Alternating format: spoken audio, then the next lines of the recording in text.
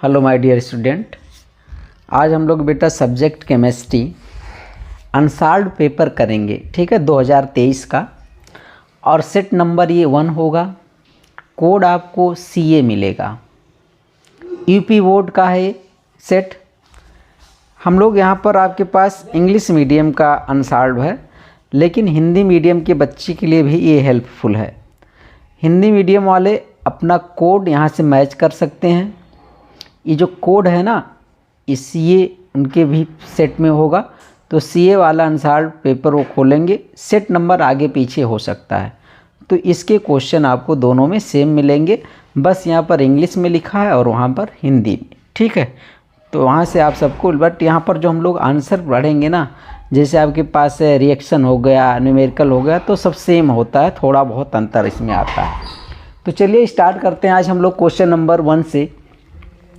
और बेटा ये जो क्वेश्चन नंबर 1 है ना, इसमें 6 ऑप्शनल आते हैं, 6 नंबर के होते हैं।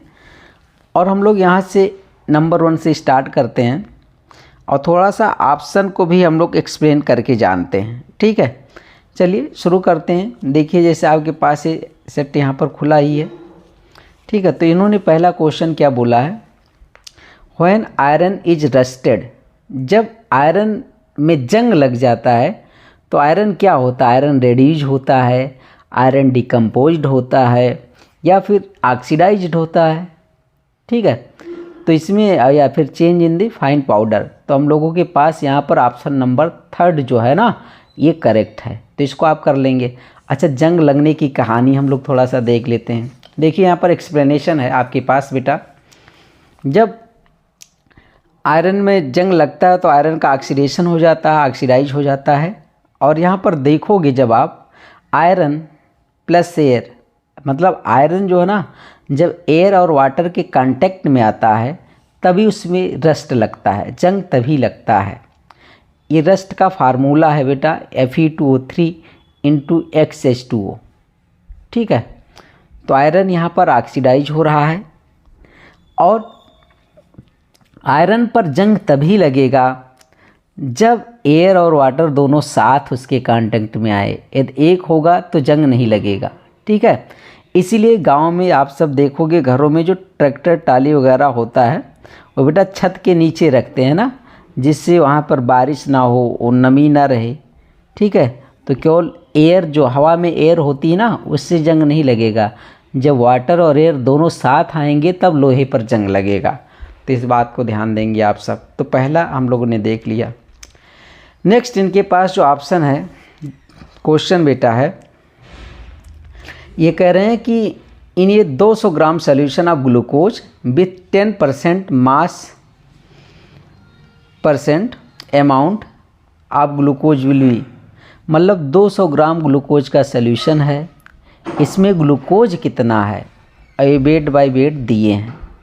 तो इसमें 4 ऑप्शन है और इसमें ऑप्शन नंबर आपके पास 3rd करेक्ट जा रहा है, 20 ग्राम।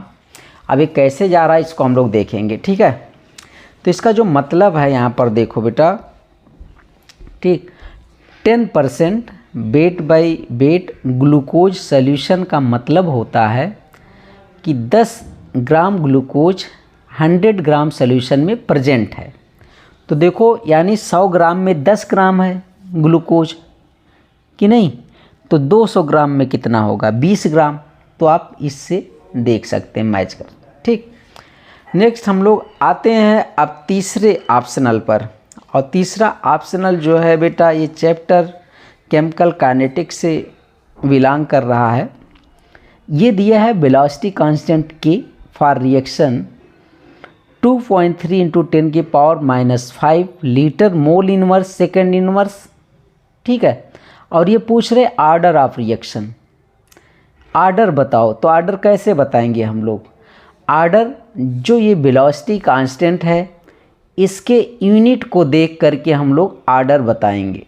ठीक है, तो इसके यूनिट को देख करके बताएंगे। तो ये जो ऑर्डर ऑफ रिएक्शन इसका है, सेकंड ऑर्डर होगा। तो कैसे देखते हैं, थोड़ा सा हम लोग इसको एक्सप्लेन कर लेते हैं। आपके पास आंसर तो यहाँ पर 3rd ऑर्डर और 2nd ऑर्डर लिख दिया गया है बेटा। आप देखोगे तो यूनिट ऑफ वेलोसिटी कांस्टेंट कैसे निकाला जाता है।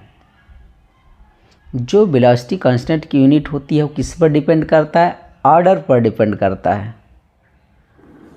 तो चलिए देखते हैं, यहाँ पर आपके पास एक जनरलाइजेशन फार्मूला किया गया, मोल की पावर 1 - n, लीटर की पावर n-1 सेकंड इनवर्स। ठीक है, अब n यहाँ पर बेटा ऑर्डर ऑफ रिएक्शन। ठीक, अब ये गिवन है k। अब मुझे इस फार्मूला में अलग अलग हम डाटा रखेंगे। एक बार आप n बराबर रखो 0, क्योंकि 0 ऑर्डर रिएक्शन भी होता है। एक बार n बराबर रखो आप 1, लेकिन जब आप n बराबर 2 रखोगे ना, तो देखिए तब जाकर के आपके पास ये यूनिट मिलेगी जो वेलोसिटी कांस्टेंट में दिया गया है। तो वेलोसिटी कांस्टेंट के यूनिट को देख करके उसके ऑर्डर को हम लोग बताते हैं। ठीक है, चलिए अब डी पार्ट पर आते हैं हम लोग। और डी में जैसे ही आते हैं, यहाँ पर आ जाता है आपके पास क्वेश्चन बायोमॉलिक्यूल का, आरएनए। आरएनए में कौन सा बेस नहीं होता है? काफ़ी आसान सा क्वेश्चन है जो सभी बच्चों को लगभग पता होता है। तो आरएनए में बेटा कौन सा बेस नहीं होता है? थाइमीन नहीं होता है ना। तो इसका हम लोग थोड़ा सा इसमें भी देख लें कि जो बेस प्रेजेंट होता है, नाइट्रोजनस बेस ना, वो डीएनए में कौन कौन सा होता है, वो आरएनए में कौन सा होता है। तो उसको हम लोग यहाँ पर देख लेते हैं। तो आपके सामने यहाँ पर आने वाला है, देखिए यहाँ पर लिखा होगा the base not present in RNA is thymine. और थोड़ा सा एक्सपेंड कर दिया गया इसे। मान लो अगली बार अगले क्वेश्चन में आ जाए डीएनए में कौन सा नहीं होता है ना। तो देखिए नाइट्रोजनस बेस जो है ना, वो 2 तरह का होता है बेटा।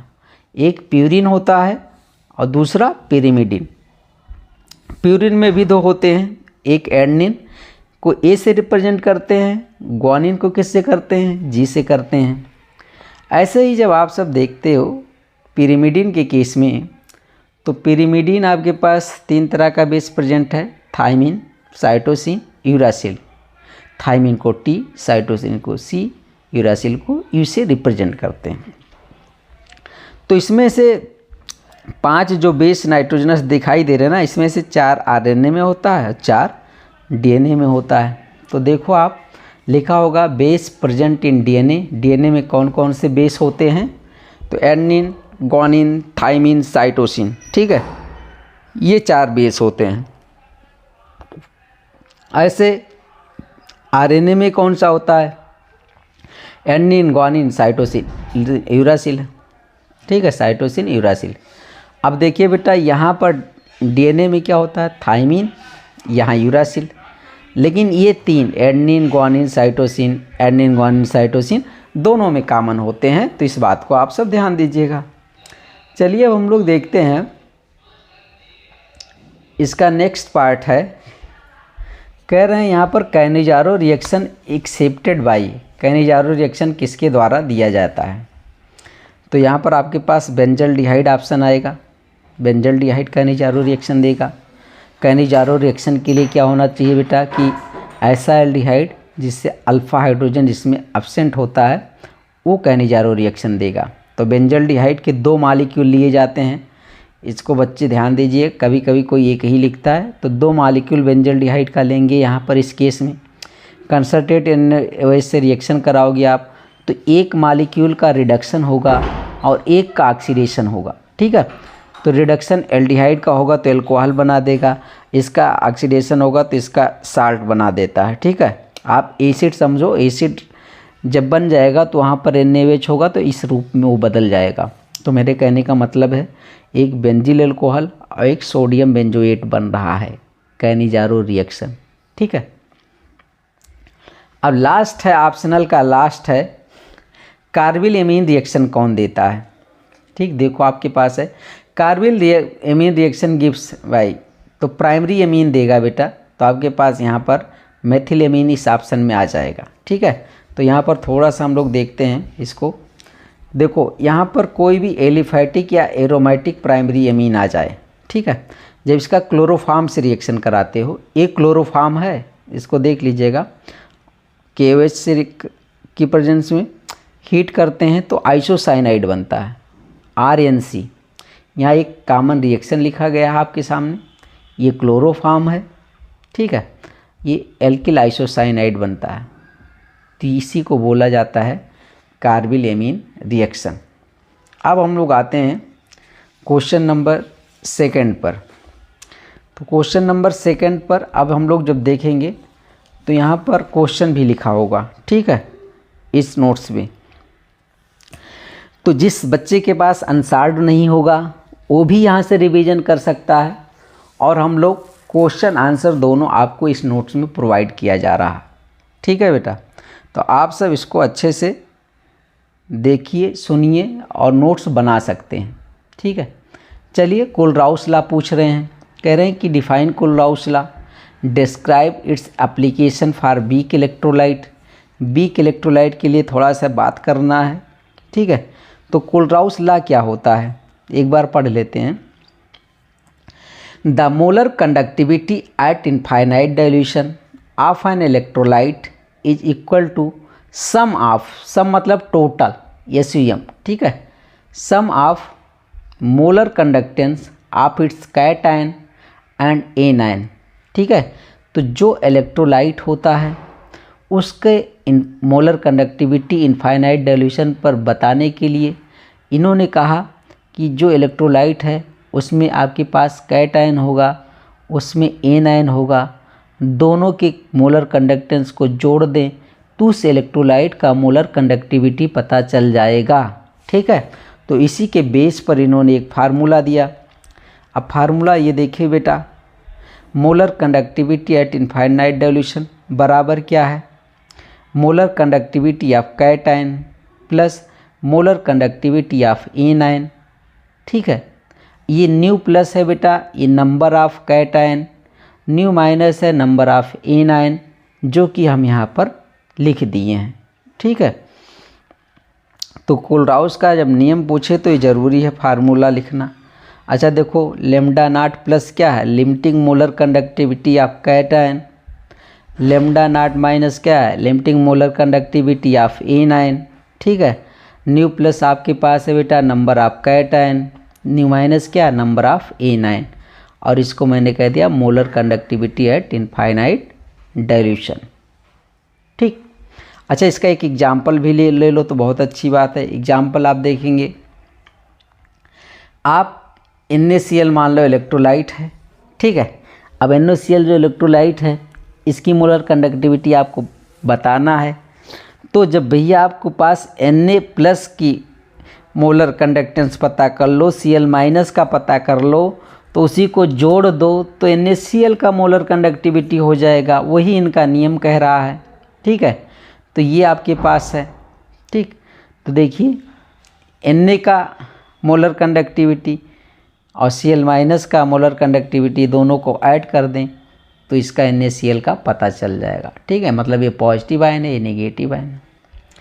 ऐसे जब AlCl3 का आपको बताना हो, AlCl3 का मोलर कंडक्टिविटी बताने के लिए, तो अब इस बार जब देखोगे ना तो ये तो कैटायन का है, लेकिन यहाँ पर 3 आ गया मोलर कंडक्टिविटी ऑफ Cl-। अच्छा, यही तो है, यही है number of cation, number of anion.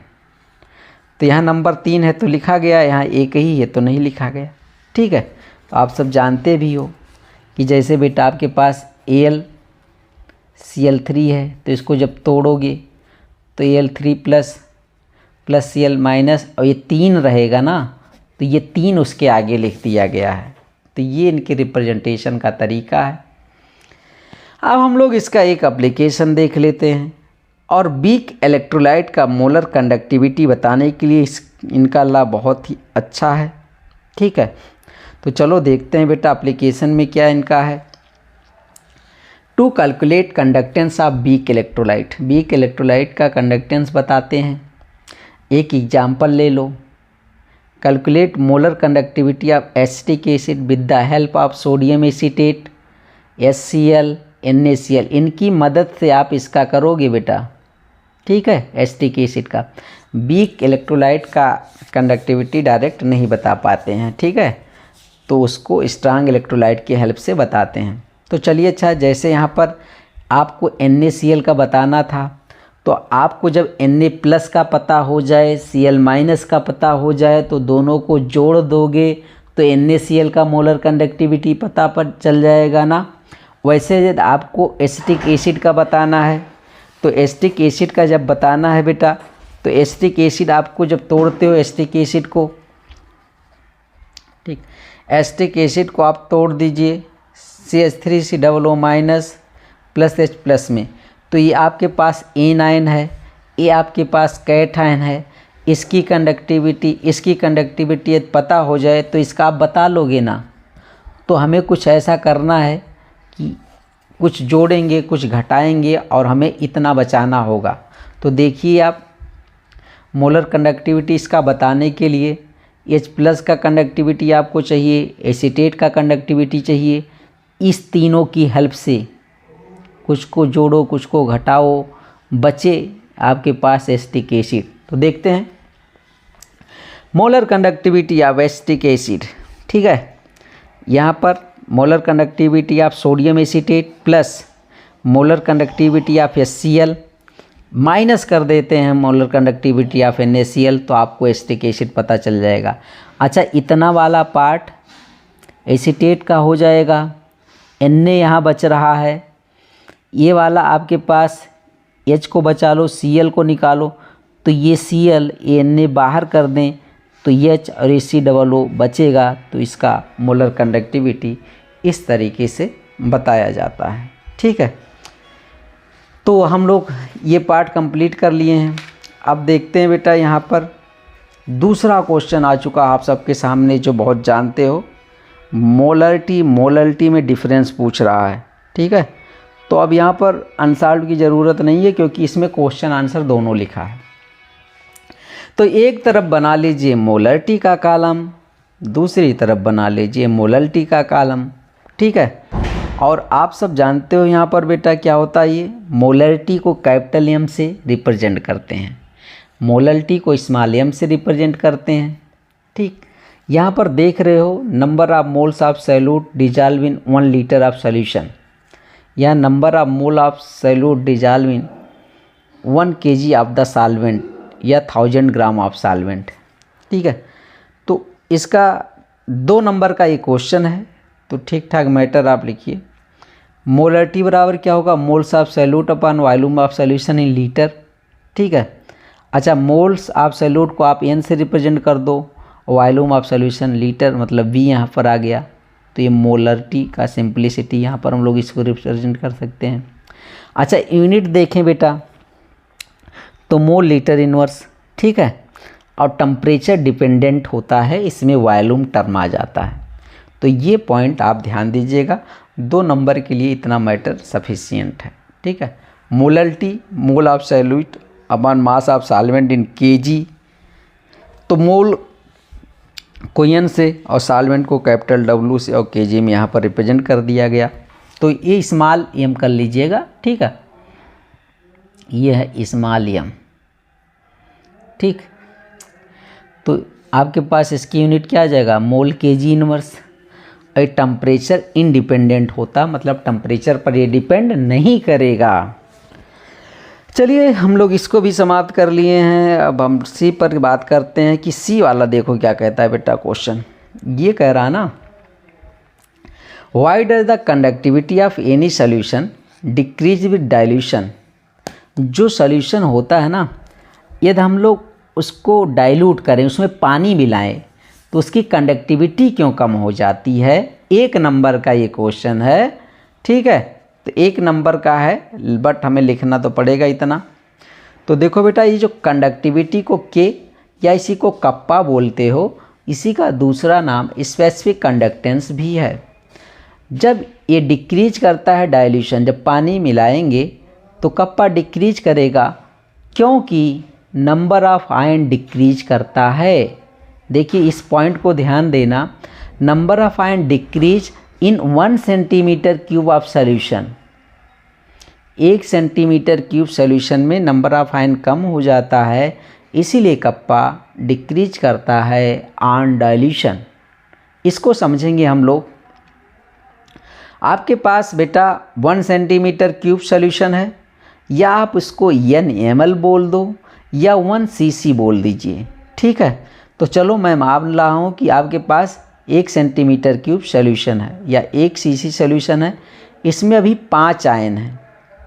आप वाटर ऐड करते हो 4 ml या 4 cc वाटर ऐड कर दें, तो अब आपके पास यहाँ पर देखोगे तो 5 ml या 5 cc हो जाएगा, और 1 cc में नंबर ऑफ आयन कितना बचेगा, 1। तो नंबर ऑफ आयन कम हो गया, इसलिए कप्पा कम हो गया, क्योंकि कप्पा एक डिफाइन ही है कि 1 सेंटीमीटर क्यूब इलेक्ट्रोलिटिक सॉल्यूशन का जो कंडक्टेंस होता है वो कप्पा होता है। तो 1 सेंटीमीटर क्यूब स्पेसिफाई कर दिया है, तो ये पॉइंट भी नोटेड, ठीक है। यहाँ डिफिनेशन भी है आपके सामने। The conductance offered by 1 centimetre cube electrolytic solution is called kappa, ठीक है। अच्छा, ये 1 नंबर की कहानी थी। अब हम लोग इसमें देखते हैं दूसरा, ये भी 1 नंबर का है और ये न्यूमेरिकल है, ठीक है। तो इस न्यूमेरिकल को पढ़ लीजिए आप सब। तो देखेंगे आप सब यहाँ पर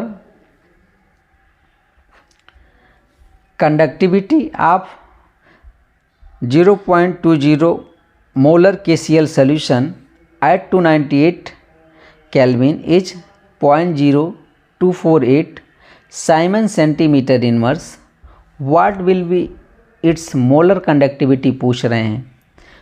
जो दिया है ना न्यूमेरिकल में, उसको पहले लिख लेते हैं कि क्या क्या गिवन है। तो देखो गिवन आपके पास है कप्पा के 0.0248 साइमन सेंटीमीटर इनवर्स।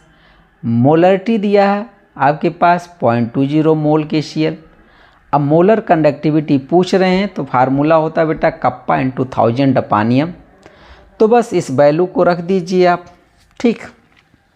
अब आप सब देखते होंगे मैं दूसरे में क्या किया हूँ। यदि यहाँ पर ये पॉइंट हटा दीजिए, ठीक। तो जब पॉइंट हटा दिया तो मैंने यहाँ पर 4 0 लिख दिया, और नीचे से जब पॉइंट हटाया तो ऊपर मैंने 2 0 लिख दिया।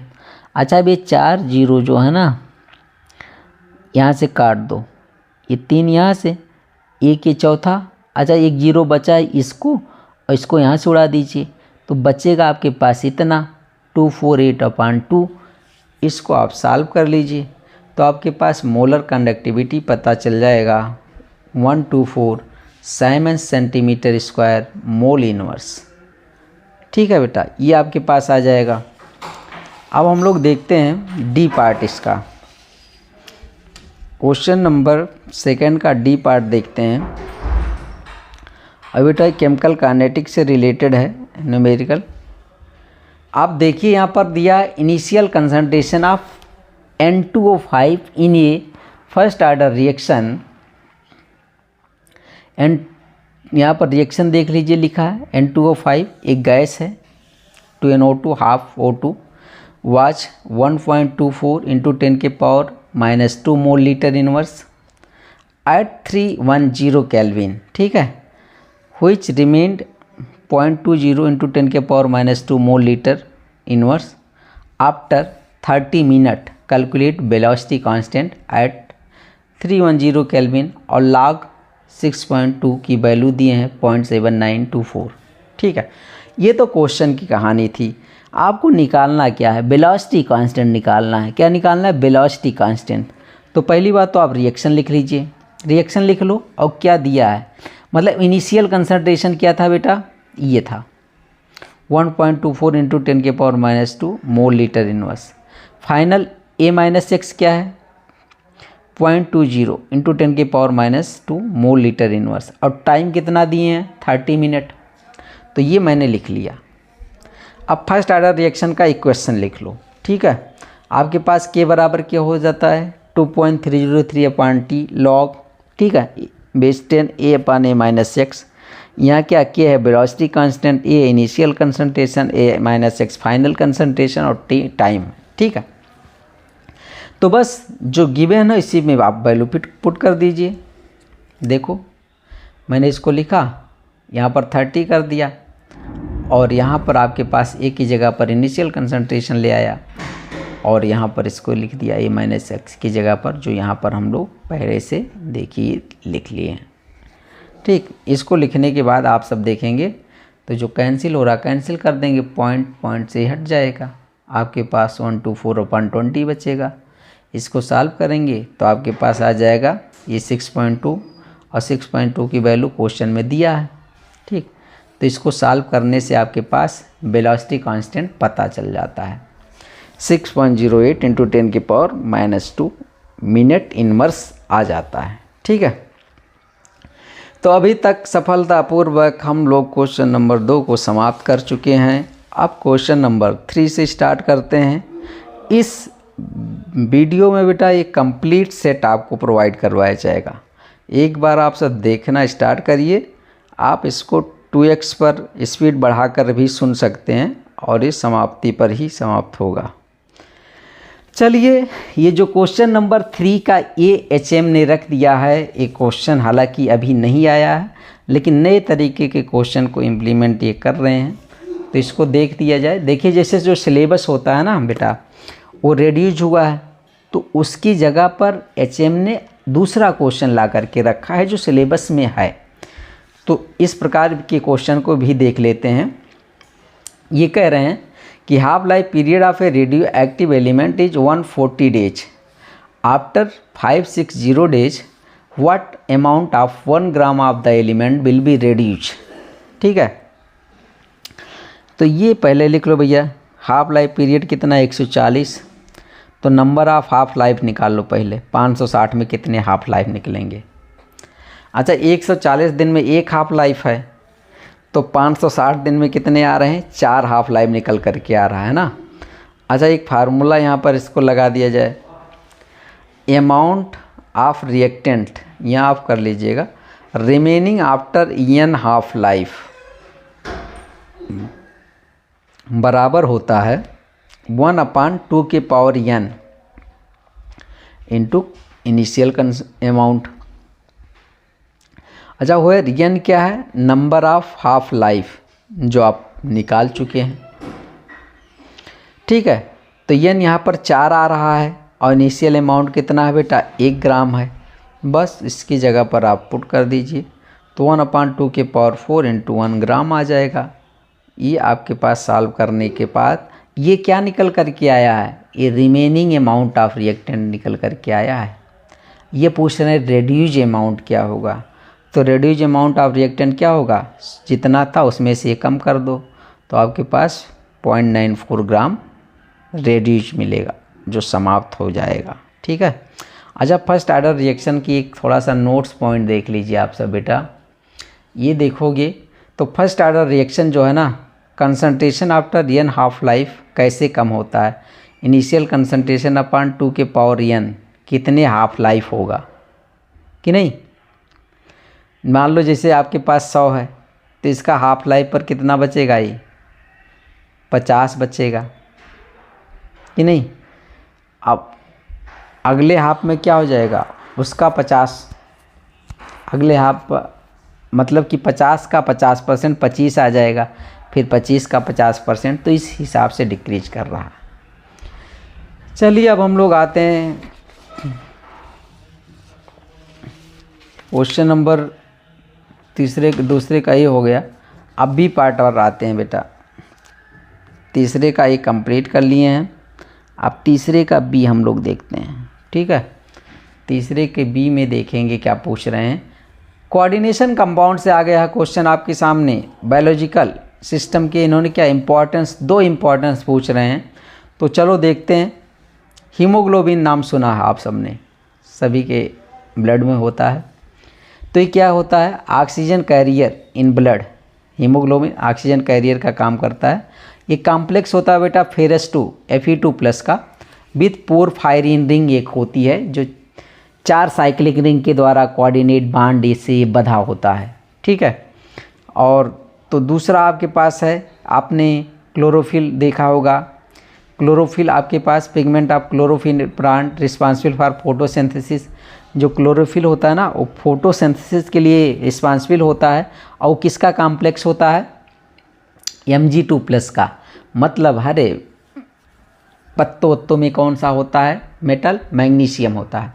ऐसे आप सबके पास एक विटामिन B12 कॉम्प्लेक्स होता है ना, साइनोकोबालामिन, जिसमें क्या होता है कोबाल्ट होता है। तो ये सब कुछ बायोलॉजिकल सिस्टम के यूज हैं जो आपको नोट्स अच्छे से बना करके लिखना चाहिए। चलिए भैया आ गया है what do you mean by bidentate and ambient ligand. ठीक है, एक एग्जाम्पल देना है। चलो, बाइडेंटेट क्या होता है, ऐसे आयन या मॉलिक्यूल जिसमें 2 डोनर एटम होता है उसे बाइडेंटेट बोलेंगे। एग्जाम्पल बहुत पॉपुलर है बेटा, ये IUPAC नाम में ज़रूर होता है। ठीक है, इस दोनों एग्जाम्पल को आप ध्यान दीजिएगा। एक है एथाइलिन डाइमीन को EN से रिप्रेजेंट करते हैं और उसका फार्मूला आपके पास ये आ जाएगा। ठीक है, CH2NH2 CH2NH2। ठीक है, इसी को बोला जाता है एथेन 1,2 डाइएमीन। 1 2 1 पर में E लगा है और 2 पर भी लगा है। 2 कार्बन वाला एल्केन क्या होता है एथेन, तो एथेन 1,2 डाइएमीन भी इसे बोलते हैं। दूसरा ऑक्जिलेट आयन है, ऑक्जिलेट आयन को C2O4 से रिप्रेजेंट किया जा रहा है। ठीक है, और इसको इस तरह से रिप्रेजेंट करते हैं, इसमें भी 2 डोनर एटम हैं। अच्छा, एम्बिडेंट की क्या कहानी आ जाती है।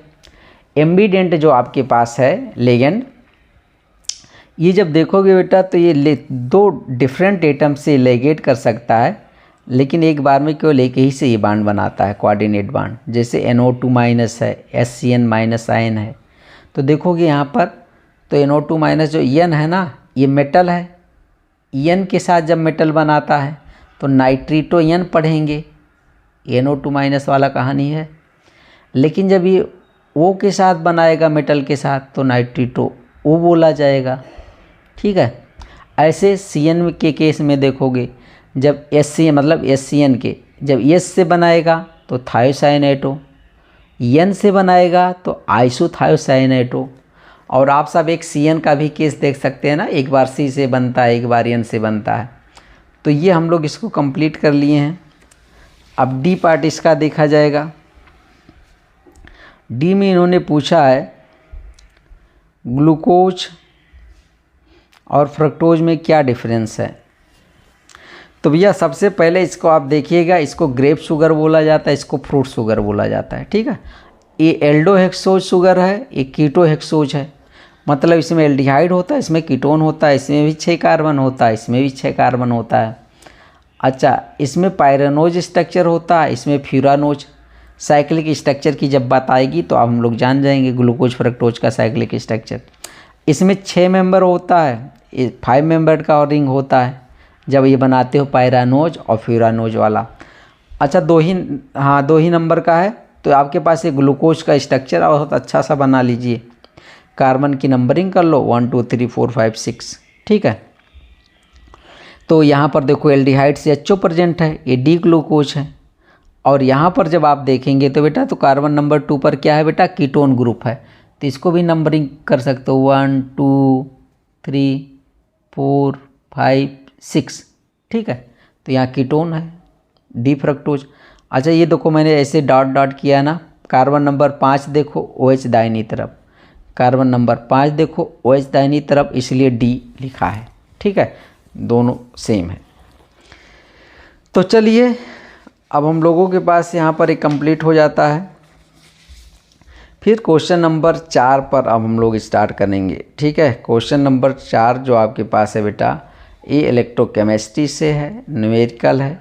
और क्वेश्चन नंबर 4 जहाँ से स्टार्ट होता है वो 3 नंबर के फिर क्वेश्चन स्टार्ट हो जाते हैं। 3 नंबर के 4 पार्ट होते हैं। तो इस सेक्शन में 4 होंगे जो 12 नंबर के होंगे। और यहाँ पर ऐसा भी नहीं होता कि आप इसको नहीं कर सकते, आप ऑप्शन में नहीं है, कंपलसरी क्वेश्चन है। पढ़ लीजिए क्वेश्चन को। The resistance of a conductivity cell filled with 0.1 mole litre inverse KCl solution is 100 Om.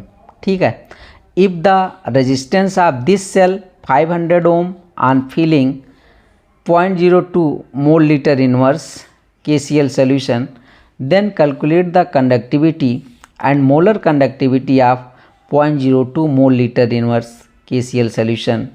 The conductivity of 0.1 1 mole litre inverse KCl solution is 1.29 siemens metre inverse. ये पूछ रहे हैं, आपको बताना है कंडक्टिविटी बताना है, मोलर कंडक्टिविटी बताना है। तो चलिए हम लोग देखते हैं। आपके पास पहला केस 4.1 मोल लीटर इनवर्स KCl सॉल्यूशन के लिए भैया रेजिस्टेंस दिए हैं 100 ओम, कंडक्टिविटी मतलब कप्पा दिए हैं 1.29 साइमंस मीटर इनवर्स। तो हम पहले सेल कांस्टेंट निकालते हैं। सेल कांस्टेंट आपके पास G* बराबर होता है कप्पा इंटू आर। तो के दिया है, आर दिया है, तो आप यहाँ इसको लिख लो। लिखने के बाद आपके पास जो सेल कांस्टेंट आ जाएगा 129 मीटर इनवर्स आ जाएगा, क्योंकि यहाँ पर लिखा होगा ना 1 साइमंस बराबर होता है 1 ओम इनवर्स। तो यहाँ पर ओम इनवर्स है, यहाँ ओम है, तो ये कैंसिल हो जाएगा, केवल मीटर इनवर्स बचेगा। चलिए दूसरा इसका केस देखो, आपके पास 0.02 mole litre inverse KCl solution है। ठीक है, तो कंडक्टिविटी आपके पास जो है kappa, cell constant G*, resistance R, तो इसी फार्मूले में एडजस्ट करोगे तो आपके पास ऐसा फार्मूला मिल जाएगा। अब सेल कांस्टेंट आपने निकाल लिया है, रेजिस्टेंस इसके लिए 500 ओम दिया है, तो आपके पास यहाँ से कप्पा पता चल जाएगा बेटा। ठीक है, 0.258 मीटर इनवर्स ओमेगा इनवर्स। ठीक है, नेक्स्ट आपके पास कंडक्टिविटी तो पता हो गया, अब मोलर कंडक्टिविटी बताना इसका 0.02 mole litre inverse KCl solution का। तो अब यहाँ थोड़ा सा आपको फार्मूला चेंज नज़र आ रहा होगा कि मोलर कंडक्टिविटी बराबर अब तक याद कर रहे थे कप्पा इंटू 1000 पानियम, तो यहाँ ऐसा करने से यूनिट बैलेंस हो जाएगा। ठीक है, तो जब कप्पा मीटर इनवर्स में दिया हो तो इस फार्मूले का यूज करना है, जब सेंटीमीटर इनवर्स में दिया हो तो आप ऊपर करेंगे। ठीक है, इस बात को ध्यान दीजिएगा। कप्पा मीटर में दिया होगा मीटर इनवर्स में तो 1000 नीचे, सेंटीमीटर इनवर्स में दिया होगा तो 1000 ऊपर। ठीक, तो चलिए यहाँ पर देखो, आपके पास कप्पा लिख लिया, मोलरिटी ये दिया है 0.02 और यहाँ पर 1000, तो बस इसको सॉल्व करेंगे तो आपके पास क्या निकल कर के आने वाला है बेटा, मोलर कंडक्टिविटी आपको पता चल जाएगा। तो हमें दो चीज़ फाइंड आउट करना था, एक तो कंडक्टिविटी जो 0.258 साइमंस मीटर इनवर्स निकल कर के आया है, दूसरा मोलर कंडक्टिविटी हमें बताना था जो 129 × 10⁻⁴ siemens metre square mole inverse निकल कर के आया है। अब हम लोग इसका 4 के बी पार्ट में चलते हैं, और बी पार्ट जो आपके पास है ये ऑर्गेनिक का पार्ट आ गया है। यहाँ से हम लोग देखते हैं क्या कह रहे हैं, so how each of the following compound can be converted to benzoic acid. मतलब बेंजामाइड से कैसे बनाओगे बेंजोइक एसिड, प्रोपिल बेंजीन से कैसे बनाओगे, तो यहाँ पर आपके पास ये वाली बात है। तो यहाँ पर हम लोग ये देखते हैं, देखो बेटा ये बेंजामाइड है, इसका हाइड्रोलिसिस करेंगे तो बेंजोइक एसिड प्लस अमोनिया बनेगा। अच्छा, इसको आप ऐसे देख सकते हो ना, जैसे आपके पास ये बेंजामाइड है। ठीक है, बेंजामाइड को ऐसे बांड में लिख सकते हैं। अब इसको तोड़ो बेटा, इधर दे दो H, इधर दे दो OH, तो ना तो आपके पास यही तो बन जाएगा COOH ना, और यहाँ ये NH3 बाहर जाएगा। ठीक है, तो ये आपके पास बेंजोइक एसिड बन जाएगा। एक बहुत महत्वपूर्ण रिएक्शन आ गया है, इसको आप याद कर लीजिएगा, प्रोपिल बेंजीन को बेंजोइक एसिड में चेंज करना है।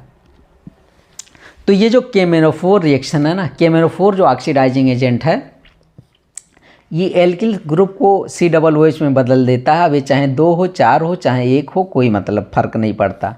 KMnO4 क्या करेगा, सबको ऑक्सीडाइज कर देगा COOH में। तो KMnO4 KOH की प्रेजेंस में क्या होगा, पहले सोडियम बेंजोएट बनता है, इसके हाइड्रोलिसिस से बेंजोइक एसिड बनता है। ठीक है, मान लो आपके पास बेटा ऐसा होता, मान लो आपके पास ये टॉलुइन है, ठीक है, CH3 है, यहाँ CH3 है, आप KMnO4 रिएक्शन तीर पर लिखते, ठीक है, KMnO4 लिख दिया, ठीक है, यहाँ पर KOH की प्रेजेंस में, तो वही बनेगा।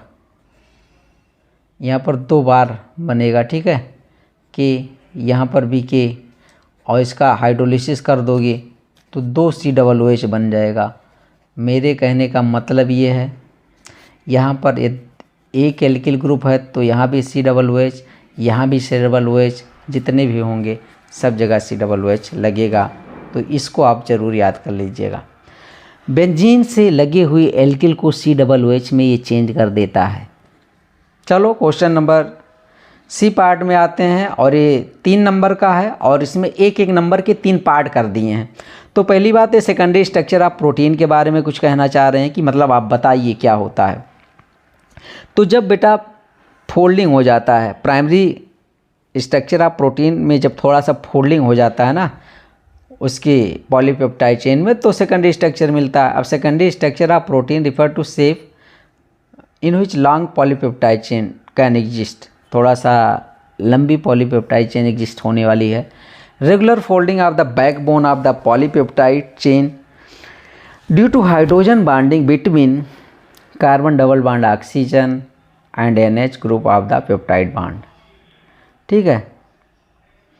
और ये जो सेकेंडरी स्ट्रक्चर होता है ये 2 तरह का होता है, एक अल्फ़ा हेलिक्स, दूसरा बीटा प्लीटेड है। देखो तो अल्फ़ा हेलिक्स में यहाँ पर हाइड्रोजन बॉन्डिंग दिखाया गया, ये NH है और H इसका ऐसे डैश डैश किया हूँ, यहाँ नीचे ऑक्सीजन है, डबल बॉन्ड कार्बन, ठीक है, तो इसको ध्यान दीजिएगा। और बीटा प्लेटेड 2 का होता है, एक पैरेलल बीटा प्लेटेड, एक एंटी पैरेलल। तो देखिए एरो बनाया हूँ, एक बार इधर एरो तो एक बार उधर, तो एंटी और एक ही डायरेक्शन में हो जाएगा तो पैरेलल, ठीक है। तो 1 नंबर का मैटर है, इसको आप ऐसे देख लीजिए। अब पेप्टाइड बॉन्ड भैया, इसको भी 1 नंबर का पूछें, लेकिन मैटर यहाँ ज़बरदस्त आपके पास आ चुका है। पेप्टाइड बॉन्ड कैसे बनता है? पेप्टाइड बॉन्ड देखिए, CONH बॉन्ड को पेप्टाइड बॉन्ड कहा जाता है। देखो new bond form by the condensation of 2 amino acid molecule is called peptide bond. जैसे 2 अमीनो एसिड आता है ना तो नया बॉन्ड बनता है, उसको पेप्टाइड बॉन्ड बोला जाता है। चलो एक ग्लाइसिन है, एक अमीनो एसिड ये है। अमीनो एसिड होता है बेटा जिसमें COOH और NH2 ग्रुप हो। तो देखो यहाँ भी COOH है, ये NH2 है, इसमें भी COOH है, ये NH2 है। तो दोनों अमीनो एसिड को थोड़ा पास लेकर के आओ। अब जब यहाँ पर पास लेकर के आओगे ना तो एक अमीनो एसिड का OH और दूसरे अमीनो एसिड का H लेंगे, यहाँ से वाटर बाहर कर देंगे। अब यहाँ बचेगा ना ये C डबल बॉन्ड O बचा और ये NH, और बाकी के पार्ट वैसे कॉपी कर लेना है। कॉपी कर लिया आपने। अच्छा ये जो बॉन्ड है ना इसको बेटा पेप्टाइड बॉन्ड बोला जाता है, इसी को पेप्टाइड बॉन्ड या एमाइड बॉन्ड बोला जाता है। और ये आप सबके पास जो लिखा है ग्लाइसिन एलेनिन, तो यहाँ पर मतलब एक ग्लाइसिन था एक एलेनिन था, और इसको ऐसे भी लिख सकते हैं डाइपेप्टाइड में। अब आपके पास यहाँ पर आने वाला है मोनोसेकेराइड, नाम तो सुना होगा ना, मोनोसेकेराइड। मोनोसेकेराइड ऐसे पॉलीहाइड्रोक्सी एल्डिहाइड या कीटोन होते हैं जिनका हाइड्रोलिसिस करने पर सिंपल कार्बोहाइड्रेट में ना आप ब्रेक डाउन कर सके, डिकम्पोज कर सकें। एग्जाम्पल आपके पास सामने रखा है, ग्लूकोज, फ्रक्टोज, गैलेक्टोज, सबका फार्मूला सेम है। क्वेश्चन नंबर 4 के डी पार्ट पर पहुंचते हैं, और यहाँ पर इन्होंने 2 पार्ट में इसको बांट दिया है, और ये कह रहे हैं कि aniline does not exhibit Friedel craft reaction. Aniline जो है आपके पास बेटा फ्रीडल क्राफ्ट रिएक्शन नहीं देता है, तो इसको देखते हैं क्यों नहीं देता है। तो एनिलीन जो है ना वो लुईस बेस है, वो जो फ्रीडल क्राफ्ट रिएक्शन में आप रिएजेंट यूज करते हो AlCl3, वो लुईस एसिड होता है, ठीक है। तो उसके साथ एक कॉम्प्लेक्स बना लेता है। तो जब कॉम्प्लेक्स बना लेता है तो नाइट्रोजन ऑफ एनिलीन, एनिलीन का जो नाइट्रोजन है ना उस पर पॉजिटिव चार्ज आ जाता है, और ये स्ट्रांगली डीएक्टिवेटिंग का काम करता है। इसीलिए फ्रीडल क्राफ्ट रिएक्शन एनिलीन नहीं देगा, और ये कॉम्प्लेक्स आप बना लीजिए। लुईस बेस, लुईस एसिड, ये आपके पास कॉम्प्लेक्स बन जाएगा, और फ्रीडल क्राफ्ट रिएक्शन नहीं देगा। तो ये 1.5 नंबर का क्वेश्चन है। नेक्स्ट आपके पास यहाँ पर मिलेगा, ये भी क्वेश्चन देखिए, ethyl amine is soluble in water while aniline does not. Ethyl amine क्या है, वाटर सॉल्युबल है, लेकिन एनिलीन वाटर में सॉल्युबल नहीं है। इसका रीज़न बताना है। तो भैया एथिल एमीन में क्या बनता है, इंटरमॉलिक्यूलर हाइड्रोजन बॉन्ड बनाता है। एनिलीन नहीं बना पाता है क्योंकि उसमें बेंजीन रिंग होता है और वो हाइड्रोफोबिक ज़्यादा होता है। तो एनिलीन इसीलिए वाटर में सॉल्युबल नहीं होता है। ये आपके पास एथिलेमीन है और ये वाटर है। इसके साथ देखो मैंने हाइड्रोजन बॉन्ड दिखाया। अच्छा ये भी NH2 है, लेकिन ये वाला पार्ट हाइड्रोफोबिक पार्ट बहुत ज़्यादा है। तो जितना ये बड़ा होगा ना, जितना ज़्यादा होगा उतना सॉल्युबिलिटी कम होगा वाटर में। तो ये यहाँ पर कंक्लूड कर दिया गया है। यहाँ पर आकर ये आपके पास आ रहा है, solubility of water inversely proportional to molecular mass. जब मॉलिक्यूलर मास बढ़ेगा तो सॉल्युबिलिटी घटेगा, और solubility of water inversely proportional to hydrophobic part. Hydrophobic part जितना ज़्यादा होगा उतना ही वाटर में डिजॉल्व कम होगा वो। अब हम लोग क्वेश्चन नंबर 5 पर पहुंच चुके हैं, और क्वेश्चन नंबर 5 क्या कह रहा है इसको पढ़ लेते हैं। What do you understand by osmosis, osmotic pressure. ये बेटा यहाँ से 4 नंबर के क्वेश्चन स्टार्ट हो जाते हैं, ठीक। तो ऑस्मोसिस पूछ रहा, ऑस्मोटिक प्रेशर पूछ रहा है। अच्छा इसमें न्यूमेरिकल भी रख दिया है 2 नंबर का। तो देखो 1.26 gram protein is present in 200 centimetre cube aqueous solution of protein. Molar mass of protein is 61.022 gram mole in MERS. What will be osmotic pressure of this solution at 300 Kelvin। ठीक है, तो 3 चीज़ इसमें पूछा है, तो एक एक करके हम लोग देखेंगे। पहली बात तो ऑस्मोसिस क्या होता है इसको देख लीजिए। तो ऑस्मोसिस जो आपके पास होता है वो हम लोग देखते हैं बेटा। तो देखिए क्या होता है ऑस्मोसिस, एक बार पढ़ लेते हैं। Spontaneous net flow of solvent molecule through semi permeable membrane, SPM, ठीक है, semi permeable membrane from a solvent to a solution, और इसको आप ध्यान दो, from dilute solution to a concentrated solution. मतलब डाइल्यूट सॉल्यूशन से सॉल्वेंट के पार्टिकल सेमी परमेबल मेम्ब्रेन से होकर कंसनट्रेटेड सॉल्यूशन की तरफ जाते हैं, उसे ऑस्मोसिस बोलते हैं। आप फिगर में देख सकते हैं, मैं एक लिया हूँ डाइल्यूट सॉल्यूशन। ये मतलब ये डाइल्यूट सॉल्यूशन है, ये कंसनट्रेटेड सॉल्यूशन है।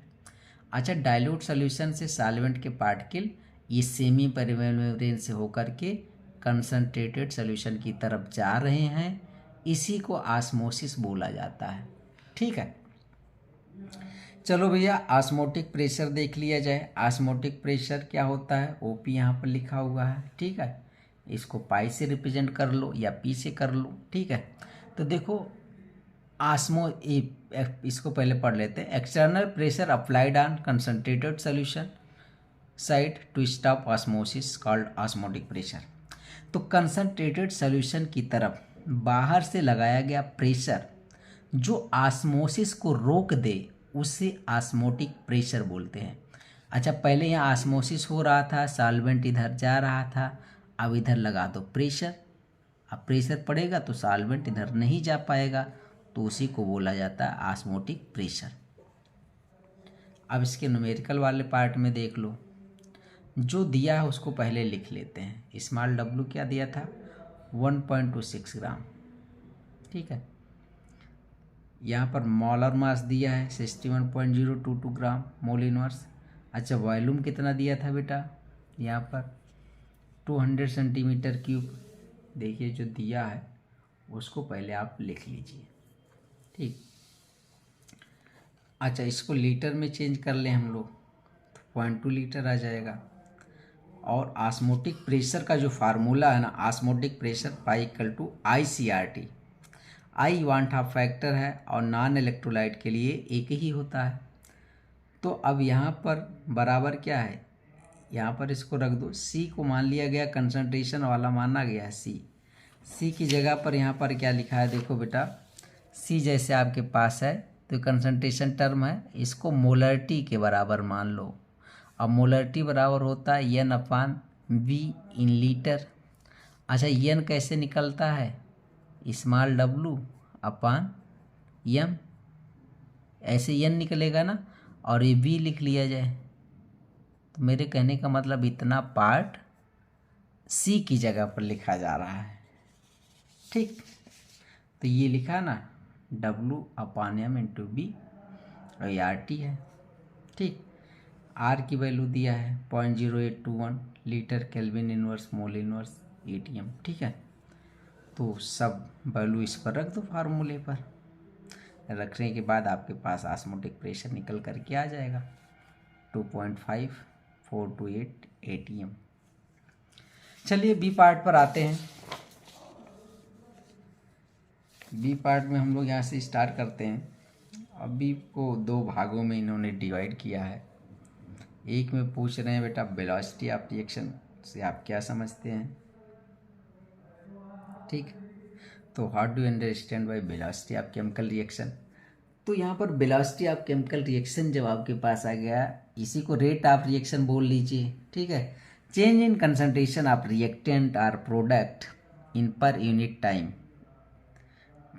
रेट ऑफ रिएक्शन का फार्मूला ये देख लो, change in concentration of reactant of product upon time taken for change. तो इससे एक्सप्रेस करते हैं delta X upon delta T. अच्छा इसको लिखने की जो रेट लिखा जाता ना, ये बराबर देखोगे तो minus delta reactant upon time taken T. अच्छा रिएक्टेंट घटता है तो माइनस साइन, और प्रोडक्ट बनता है तो यहाँ पर प्लस साइन, इसको लिखने का तरीका है।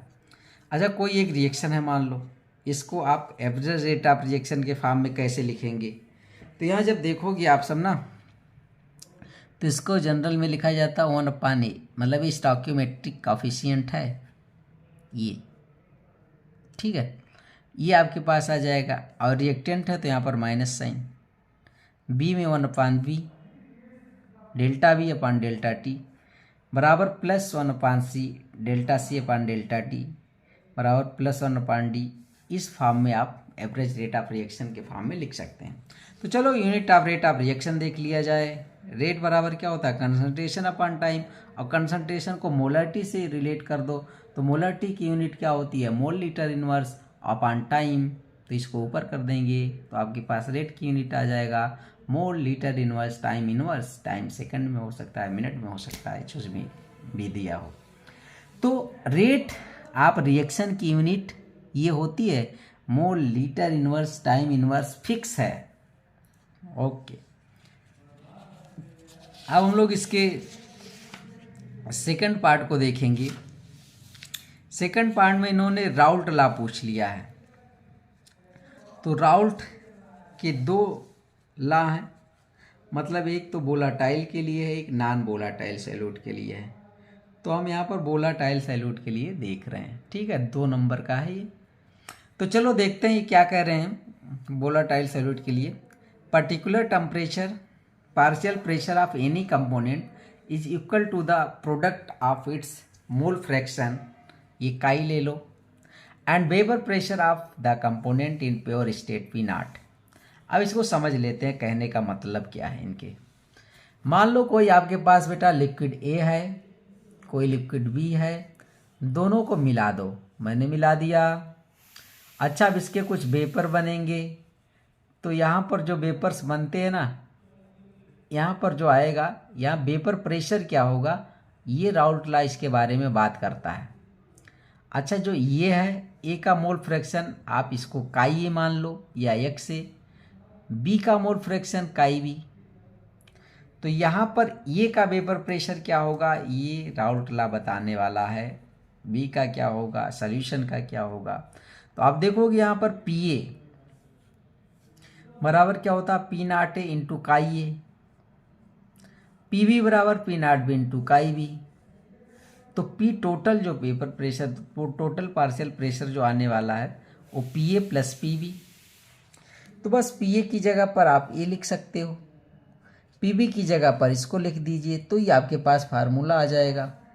मतलब pressure of solution Raoult law के according P A plus P B, मतलब P not A into chi A plus P not B into chi B, इस फार्मूले में आपको न्यूमेरिकल सेट में आया हुआ है, इसलिए आप इसको देख लीजिए। चलिए अब सी पार्ट में हम लोग पहुंच रहे हैं धीरे धीरे, और सी पार्ट में पहुंचने के बाद इसमें भी इन्होंने डिवाइड कर दिया है, और पहले पूछ लिया है 2 नंबर का जो है, transition metal generally form coloured compound, क्यों बनाते हैं कलर्ड कंपाउंड। तो ट्रांजिशन मेटल ये बहुत प्रॉपर्टी इंपॉर्टेंट है बेटा, और हर सेट में इससे रिलेटेड आपको लिखना होता है।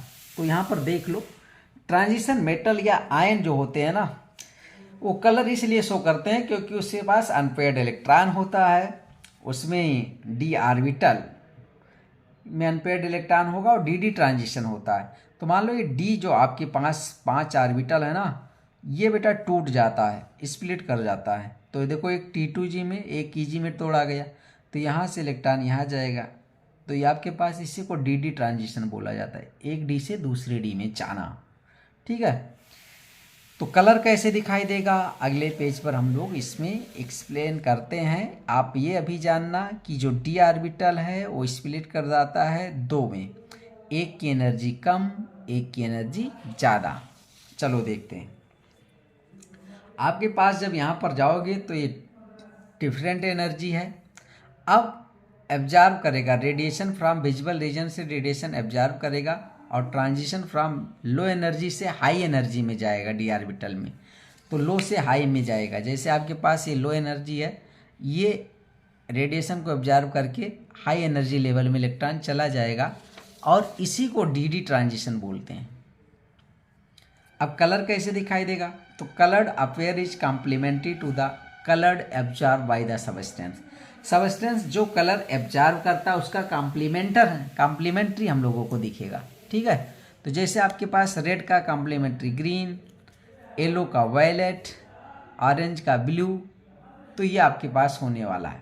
ठीक है, जैसे आपके पास यहाँ पर देखोगे बेटा, तो कापर +2 एक्वस में ब्लू कलर का है। अच्छा, ये कॉम्प्लेक्स जो है ना, ये कलरलेस है, क्योंकि जिंक पर जब ऑक्सीडेशन नंबर करके आप इलेक्ट्रॉनिक कॉन्फ़िगरेशन करोगे ना, तो यहाँ पर D10 आ जाएगा, और निकिल के केस में D10 नहीं आएगा। तो मतलब D1 से D9 यदि कहीं पर आ रहा है इलेक्ट्रॉनिक कॉन्फ़िगरेशन करने पर, तो वो कलर देगा, और यदि किसी में D0 D10 आ गया तो वो कलरलेस होगा। चलिए, 2 नंबर का हम लोगों ने कवर किया। अच्छा, 2 नंबर का अगला भाग है, इसी से रिलेटेड आपको मिल जाएगा कि इसमें भी अनपेयर्ड इलेक्ट्रॉन का जिक्र करना ही है। Due to presence of unpaired electron transition metal and their compound are paramagnetic. क्यों पैरामैग्नेटिक होते हैं? पैरामैग्नेटिक मतलब ये होते हैं ना, ये मैग्नेटिक फील्ड से अट्रैक्ट होंगे, उसकी तरफ जाएंगे। तो अब देखो क्यों होता है बेटा, क्योंकि अनपेयर्ड इलेक्ट्रॉन होता है। जैसे D1 से D9 यदि इलेक्ट्रॉनिक कॉन्फ़िगरेशन आओगे तो अनपेयर्ड इलेक्ट्रॉन मिलेगा, तो पैरामैग्नेटिक, और D0 D10 के केस में डायामैग्नेटिक। अच्छा, मैग्नेटिक मोमेंट निकालने के लिए एक फार्मूला है, म्यू बराबर √n+2 Bm। Bm मतलब बोर मैग्नेटान, जो मैग्नेटिक मोमेंट की यूनिट है। चलिए ये देखते हैं हम लोग। यहाँ पर स्मॉल n है, नंबर ऑफ अनपेयर्ड इलेक्ट्रॉन। अब एक एग्जाम्पल लिया जाता है मैग्नीज। मैग्नीज का इलेक्ट्रॉनिक कॉन्फ़िगरेशन कर लो बेटा, और इसका जो ऑर्बिटल बना करके एक एक इलेक्ट्रॉन हुंड के नियम के द्वारा आप भर लीजिए। आपके अनपेयर्ड इलेक्ट्रॉन दिखाई देंगे कितने? 5, 1 2 3, सब सिंगल है, अकेले हैं। एक बॉक्स में 2 इलेक्ट्रॉन रह सकता है, लेकिन अकेले हैं तो उसे अनपेयर्ड ही बोला जाएगा। तो n की वैल्यू आ गई 5, और मैग्नेटिक मोमेंट निकाल लेंगे आप सब यहाँ से, 5.91 आ जाएगा। तो ये भी 2 नंबर का क्वेश्चन था। अब हम लोग आते हैं 5 के D पर, और ये काफ़ी आसान पार्ट होने वाला है। 5 का D 4 नंबर का, 4 IPC नाम, लकी ड्रा को ओपन। आप भी समझिए, ऐसा आ जाए तो कितनी अच्छी बात है। आप सबके पास कम पेज कम समय में नंबर ज़्यादा मिलने वाला है। तो केमिस्ट्री का पेपर ही ऐसा है, यदि आपको आ रहा है तो आपका 2.25 घंटा 2.5 घंटे में आप लिख लोगे। यदि नहीं आ रहा है तो फिर कितना भी समय लगेगा तो नहीं लिख पाओगे। चलो right IUPAC name of the following coordination compound. पहला देखो भैया, ये जो स्क्वायर ब्रैकेट है ना, इसके अंदर वाला जो पार्ट है उसमें एक मेटल है। सामान्यतः हम लोग का यही सिलेबस में एक मेटल इसके अंदर है और बाकी लिगेंड है। अब इसके दाहिनी तरफ ये नाइन है, इधर हो सकता था कैटायन है। तो ये कैटायन होता ना तो पहले कैटायन का नाम लिख लेते नंबर के साथ। कैटायन है नहीं तो चलो अंदर। अब अंदर जब जाते हैं ना तो पहले लिगेंड का नाम लिखते हैं और लिगेंड का नाम अल्फ़ाबेटिकल आर्डर में लिखेंगे। ये Cl2 है, मतलब Cl का क्या होता है क्लोराइडो, C से स्टार्ट। EN एथाइलिन डाइएमीन है या आप एथेन 1,2 डाइएमीन इसे बोल सकते हो। ठीक है, तो चलिए हम नाम सीधा सीधा करते हैं। 2 है तो डाई क्लोराइडो। अच्छा, एथाइलिन डाइएमीन है, इसके नाम में ही डाई है तो इस केस में आप 20 का यूज करेंगे। 2 बार है तो 20, 3 बार है तो 30। तो 20 ethane 1,2 diamine cobalt third chloride. अब इसको आप क्या कर सकते हो, इसको आप यहाँ पर बेटा लिख सकते हैं हम लोग। ये कैसे एथेन है, जैसे इसका EN है ना तो EN बराबर यहाँ पर होता है CH2 NH2 CH2 NH2। ये बाइडेंटेड लिगेंड है तो इसको 1 मान लो, इसको 2, तो 2 कार्बन है ना तो एथेन। अच्छा 1 और 2 पर है, 1,2 2 बार है तो डाई यमीन। तो ये लिख सकते हैं आप, ये लिखिए, ये एथाइलिन डाइएमीन लिखिए। ठीक है, तो यहाँ पर लिख दिया गया एथेन 1,2 डाइएमीन। चलिए दूसरा में CGM है। CGM पर पॉजिटिव चार्ज 1 होता है। ऑक्सीडेशन नंबर निकालना आप सीख लीजिए, जब आपको चार्ज पता होगा ना तो उससे ऑक्सीडेशन आप नंबर निकाल लेंगे। हेडिंग कोई आएगा तो उसका भी डिस्कस हम लोग करेंगे। CGM 4 क्लोराइडो है तो टेट्रा क्लोराइडो, फेरेट थर्ड। अब 8 कब लगता है, 8 तब लगेगा जब कॉम्प्लेक्स पर नेगेटिव चार्ज आए। अच्छा, कॉम्प्लेक्स पर नेगेटिव चार्ज तभी आएगा जब इधर पॉजिटिव हो। जब इसको आप घोलोगे, डिजॉल्व करोगे तो ये प्लस में जाएगा तो कॉम्प्लेक्स पर माइनस में आ जाएगा, और कॉम्प्लेक्स पर जब माइनस आ जाएगा तो इस मेटल के नाम में 8 लगा देंगे। ठीक है, इस ऊपर वाले केस में देखो बेटा, कॉम्प्लेक्स को डिजॉल्व करो। कॉम्प्लेक्स को जैसे आप डिजॉल्व करोगे तो इस पर Cl माइनस में टूटेगा और कॉम्प्लेक्स पर आ जाएगा पॉजिटिव। तब जब कॉम्प्लेक्स पर पॉजिटिव चार्ज आएगा तो उसके मेटल के नाम में कोई चेंज नहीं करते, सिंपल सिंपल नाम लिख लेते हैं कोबाल्ट। तो ये कंडीशन ध्यान दीजिएगा। अब फिर से आ गया आपके पास 8 वाला केस, फिर से आ गया। ये पॉजिटिव है, मतलब पोटेशियम होता है ना तो K प्लस में टूटता है तो कॉम्प्लेक्स पर माइनस चार्ज आ जाएगा। तो फिर अब कोबाल्ट में आप 8 लगाओगे। तो चलो देखते हैं, पहले नाम लिखेंगे पोटेशियम। अच्छा 3 है तो यहाँ नंबर की ज़रूरत नहीं है, ये ब्रैकेट के बाहर नंबर नहीं लिखा जाएगा, सिर्फ नाम लिखा जाएगा। तो पोटेशियम ट्राई 3 बार है ना, ये 3 बार ट्राई ऑक्जिलेटो कोबाल्टेट थर्ड। नेक्स्ट आपके पास आ जाते हैं पेंटायमीन, 5 है पेंटायमीन क्लोराइडो कोबाल्ट थर्ड क्लोराइड। ठीक है, तो यहाँ पर देखोगे तो कहीं 8, यहाँ भी 8 नहीं लगेगा क्योंकि इस पर पॉजिटिव चार्ज आ जाएगा। तो क्वेश्चन नंबर 5 को कंप्लीट कर लिया हम लोगों ने। ये 16 नंबर का कंप्लीशन हमारे पास, हम लोगों के पास हुआ था।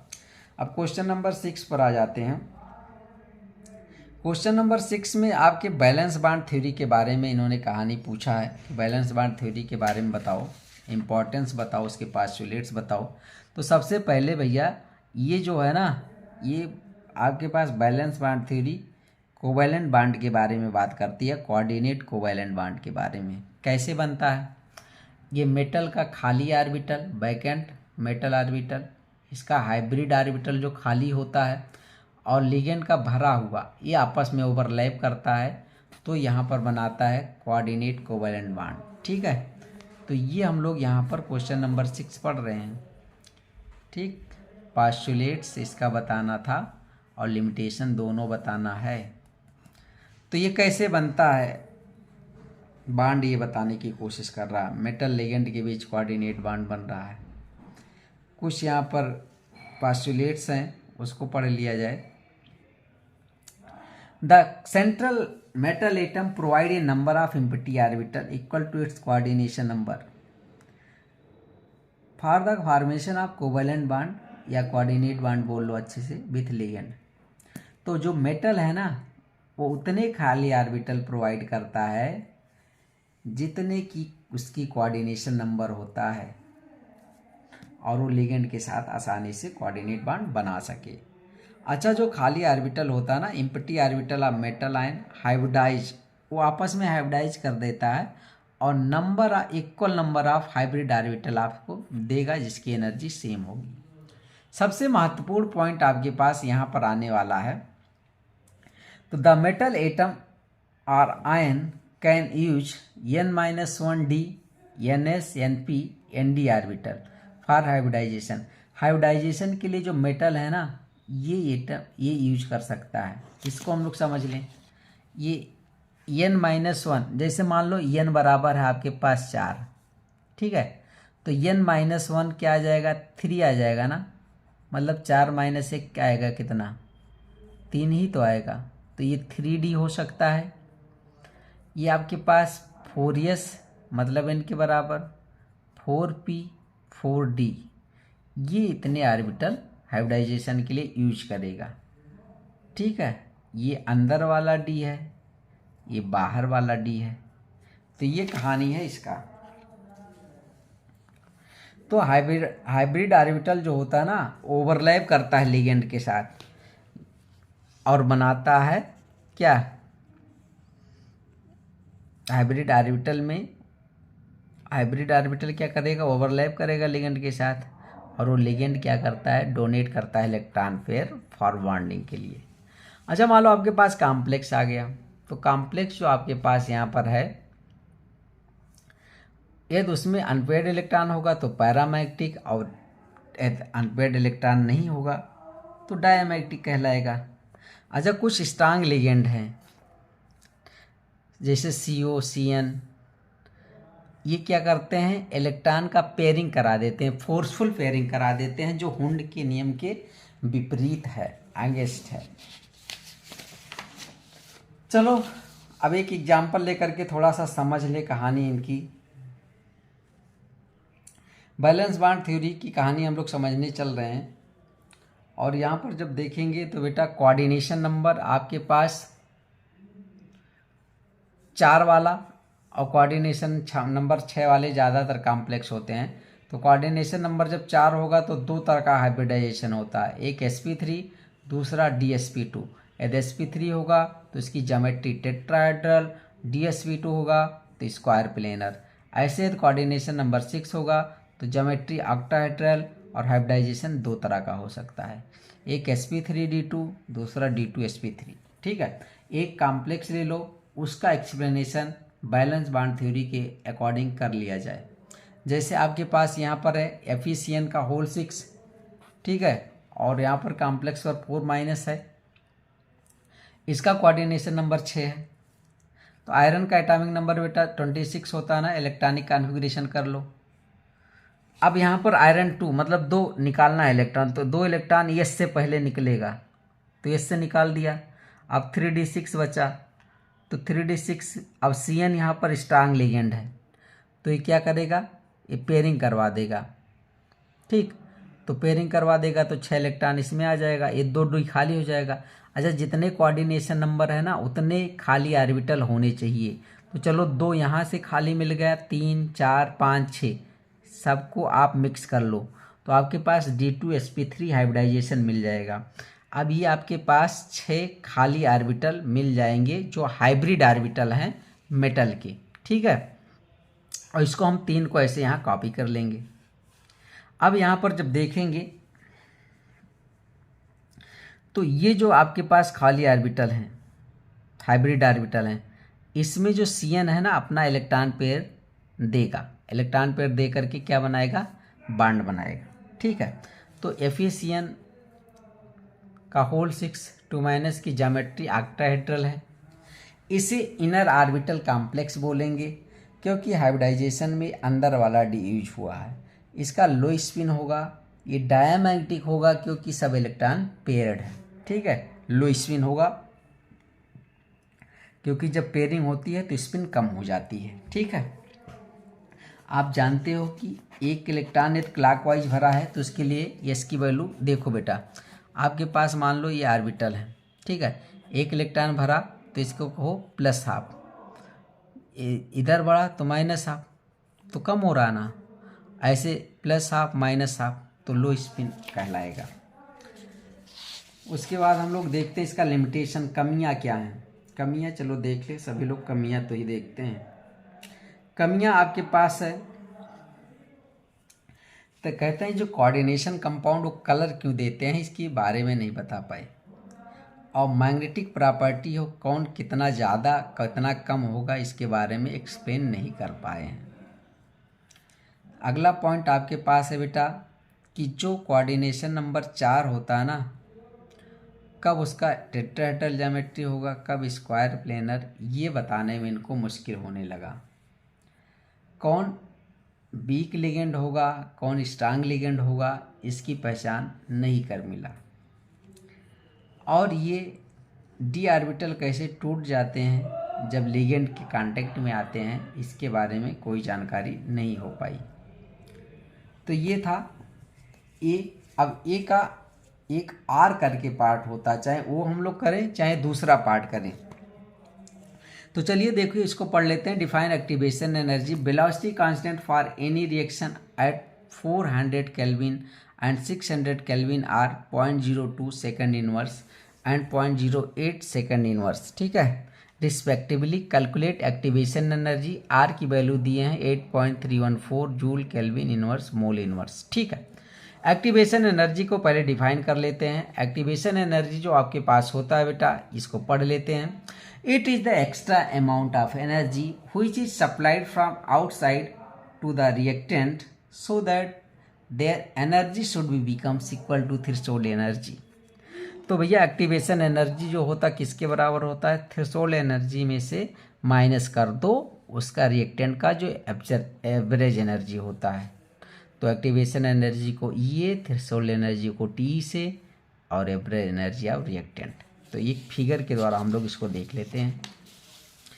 आ गया आप सबके सामने फिगर, और एक्टिवेशन एनर्जी फिगर से ही देखा जाएगा।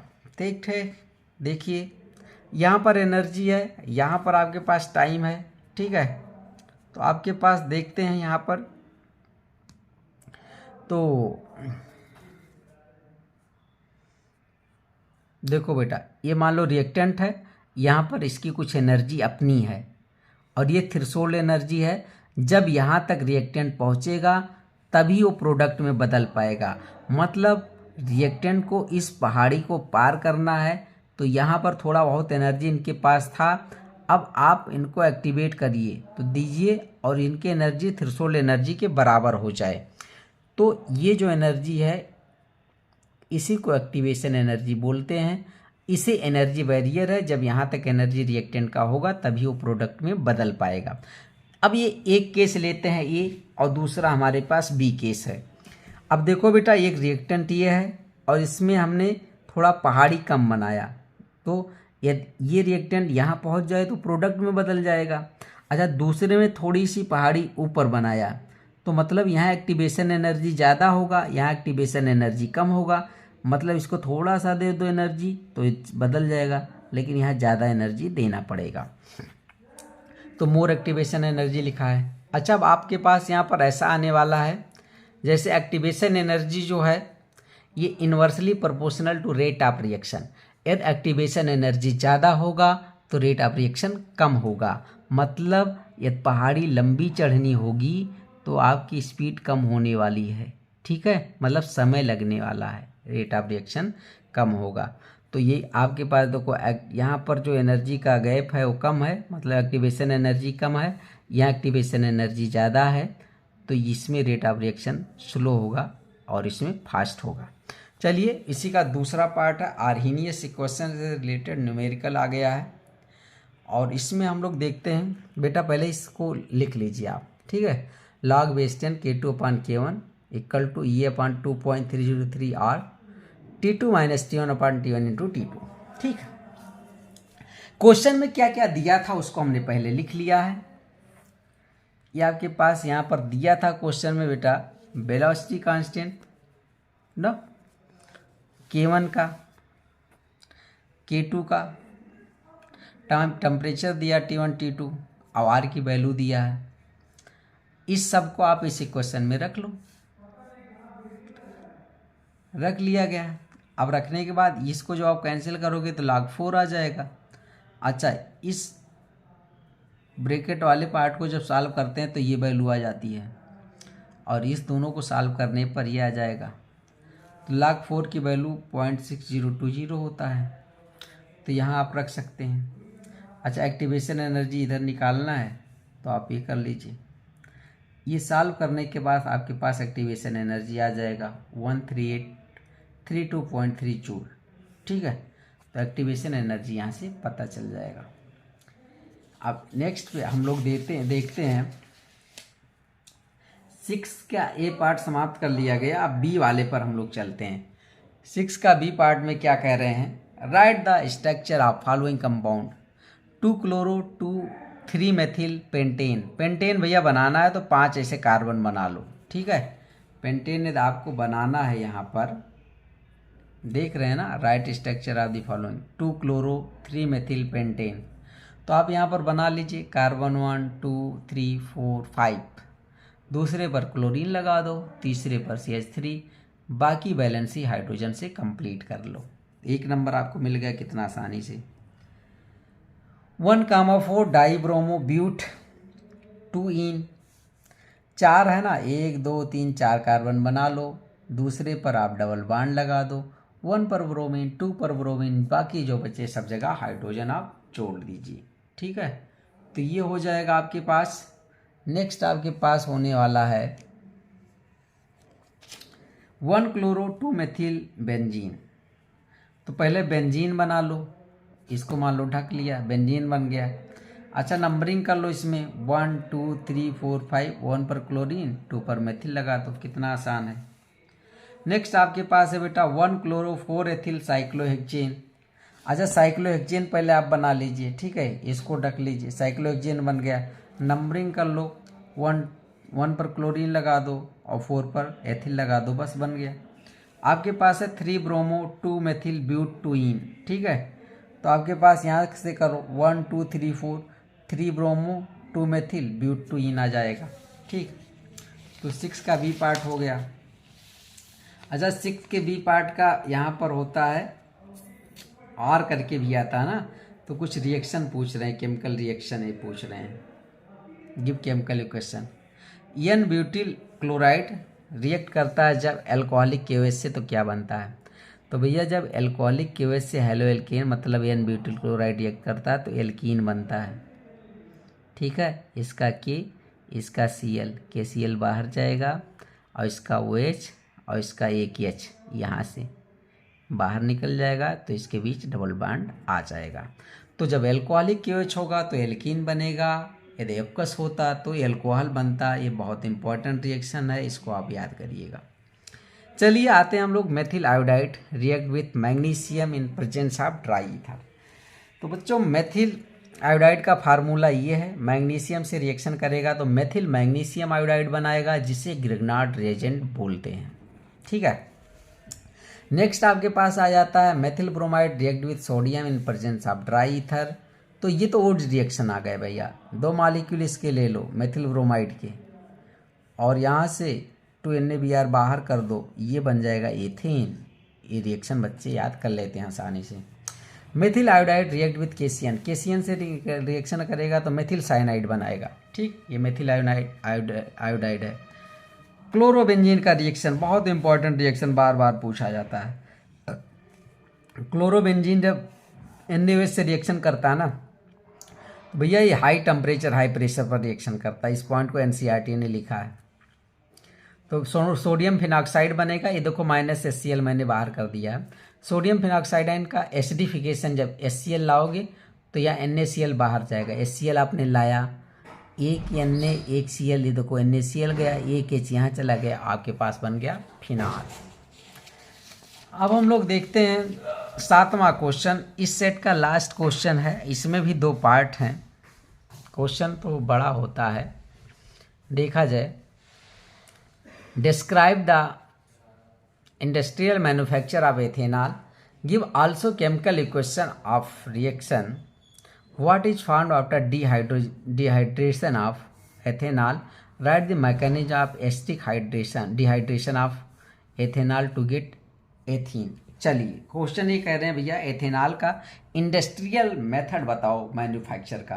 तो हम बना ले रहे हैं फर्मेंटेशन ऑफ मोलेसेस, जिसे सीरा बोला जाता है। सीरा, आप सुक्रोज, जब गन्ने के मिल उल में ना तो जो बचा होता है सीरा, समझ रहे हो, उसी को मोलेसेस बोला जाता है। अच्छा, उसका फार्मूला जो सुक्रोज का फार्मूला है वही उसका है। तो देखो सुक्रोज है बेटा, इसका हाइड्रोलिसिस इन्वर्टेज एंजाइम की प्रेजेंस में कर दो तो ग्लूकोज फ्रक्टोज मिलता है, और ग्लूकोज को जाइमेज किस में चेंज कर देता है, एथिल अल्कोहल में। तो ये रिएक्शन काफ़ी पॉपुलर है, आप सबके लिए काफ़ी इंपॉर्टेंट है। अच्छा, फर्मेंटेशन टर्म क्या होता है, फर्मेंटेशन क्या होता है इसको समझ लेते हैं। फर्मेंटेशन ये होता है बेटा, large organic compound break into small organic compound by enzyme are called fermentation. देखो लार्ज ऑर्गेनिक कंपाउंड, यहाँ पर आपके पास 12 कार्बन वाला है, अब ये टूटा है 6 कार्बन वाले में, तो लार्ज से स्मॉल में टूटा, किसके द्वारा, एंजाइम के द्वारा, तो बस इसी को फर्मेंटेशन बोलते हैं। चलो डिहाइड्रेशन ऑफ एथेनॉल देख लिया जाए। आपके पास गूगल पर सर्च करोगे तो डिहाइड्रोजनेशन ऑफ एथेनॉल से भी ये कह रहे हैं, रिलेट कर रहे हैं कि सेम ही है, लेकिन हम लोग डिहाइड्रेशन करेंगे। यहाँ पर वाटर निकलेगा, टेम्परेचर सेंसिटिव है ये 170 डिग्री सेल्सियस पर, तो एथीन बनेगा और वाटर निकलेगा, डिहाइड्रेशन। अच्छा, जब कॉपर मेटल के प्रेजेंस में इसका रिएक्शन कराओगे 573 केल्विन पर, तो H2 निकलेगा और CH3CHO बचेगा, इसे डिहाइड्रोजनेशन आप बोलोगे। ठीक है, अब हमें मैकेनिज्म लिखना है, तो भैया मैकेनिज्म लिख लीजिए। 2 ही मैकेनिज्म आप में पूछता है बार बार, या तो ये पूछ लेगा कि डिहाइड्रेशन वाली या हाइड्रेशन वाली पूछ लेगा। तो मैकेनिज्म जो आपके पास यहाँ पर आने वाला है, ठीक, ये देख लीजिए आप। एथेनॉल का H2SO4 से रिएक्शन करा दिया गया, एथीन बना, वाटर बाहर। तो ये 3 स्टेप में होगा। पहली बात तो ये है कि फार्मेशन ऑफ प्रोटोनेटेड एल्कोहल बन जाएगा, और प्रोटोनेटेड एल्कोहल जब बनता है ना तो आपके पास यहाँ पर आ जाएगा, देखिए ये प्रोटॉन है ना, प्रोटॉन आएगा इस पास, तो ये बनेगा प्रोटोनेटेड एल्कोहल, इसी को एथिल ऑक्सोनियम आयन कहते हैं। अब आ गया ऑक्सीजन पर पॉजिटिव चार्ज, और इलेक्ट्रोनेगेटिव ज़्यादा है तो अच्छा इसके लिए नहीं है, अच्छा फील नहीं कर रहा है, ये कहेगा हटाओ मेरे ऊपर से पॉजिटिव चार्ज को, तो ये दूसरे से इलेक्ट्रॉन लेकर के अपने पॉजिटिव चार्ज को हटाने वाला है। सेकंड स्टेप में क्या होने वाला है बेटा, फार्मेशन ऑफ कार्बोकैटायन, देखा ना। अब ये जो है ऑक्सीजन इस बॉन्ड से इलेक्ट्रॉन ले लेगा, इस बॉन्ड से इलेक्ट्रॉन लेगा तो इस पर पॉजिटिव चार्ज आ जाएगा, और ये स्लो स्टेप है तो इसी को बोलते हैं कार्बोकैटायन, और वाटर बाहर चला जाएगा। थर्ड स्टेप में formation of ethene by elimination of A proton. अब ये आपके पास यहाँ से एक प्रोटॉन निकलेगा, ठीक है, ये जो है इस बॉन्ड को ऐसे तोड़ेंगे हम, तो इस पर आप समझो कि निगेटिव चार्ज आने वाला है, ये पॉजिटिव, इस दोनों बॉन्ड बना लेंगे और ये H+ के रूप में निकलेगा, तो H+ ही तो प्रोटॉन होता है, तो यहाँ पर प्रोटॉन निकल जाएगा। ठीक है, तो ये मैकेनिज्म था। अब हम लोग देखते हैं इसका R करके आता है एक पार्ट, तो चाहे ये वाला करिए चाहे ये वाला पार्ट आप करो। तो चलो देखते हैं, कंप्लीट करने के लिए रिएक्शन पूछे हैं, ABCDEF आपको बताना है। चलो देखते हैं। फिनाल जब कंसनट्रेट HNO3 से रिएक्शन करता है, HNO3 से, तो पिक्रिक एसिड बनता है भैया, इसको याद कर लीजिए, बहुत इंपॉर्टेंट रिएक्शन है। 2,4,6 ट्राई नाइट्रोफिनाल इसी का नाम है। ठीक है, ये फिनाल है, 1 2 3 4 नंबरिंग कर लो, दूसरे पर NO2 है, और चौथे पर है, छठवें पर है, तो इसी हिसाब से 2,4,6 ट्राई नाइट्रोफिनाल। अब आपके पास नेक्स्ट है रिएक्शन, तो ये यहाँ पर पिक्रिक एसिड बनेगा। ठीक है, ये वाला पार्ट क्या बनने वाला, पिक्रिक एसिड। ठीक, अब ये वाला जब आपके पास पिक्रिक एसिड यहाँ पर बन गया है, तो अब हमें अभी बी वाले बताना है। ठीक है, तो बी वाला बताना है। देखते हैं, फिनाल क्लोरोफॉर्म से रिएक्शन करता है, एक्वस NaOH के प्रेजेंस में, तो भैया बनाता है सैलिसिल्डिहाइड और ये बी हो जाएगा। क्लोरोफॉर्म से रिएक्शन कराएगा तो सैलिसिल्डिहाइड बनेगा, याद करिएगा।